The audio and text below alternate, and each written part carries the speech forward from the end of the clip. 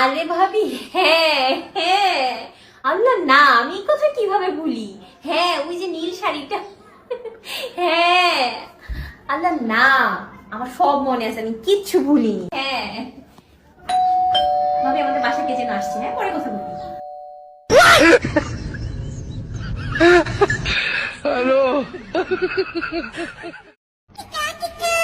মা, আমি 2 দিনের জন্য আমার বাবার বাড়ি যেতে চাই। ওখানে আমার বোনের ছেলে মেয়েরা আসছে, ওদের সাথে দেখা করে আবার চলে আসবো। না না বৌমা, কোথাও যাওয়া যাবে না, ঘরে অনেক কাজ। তোমার কাজ কে করবে? এই কাজ কাম ফেলে যাওয়া যাবে না। শুধু ঘুরতে যাওয়ার বাহানা খুঁজে সবসময়। মা, এই লিস্টে জিনিসপত্রগুলো লাগবে, আনার ব্যবস্থা করেন জলদি। কিসের লিস্ট এটা?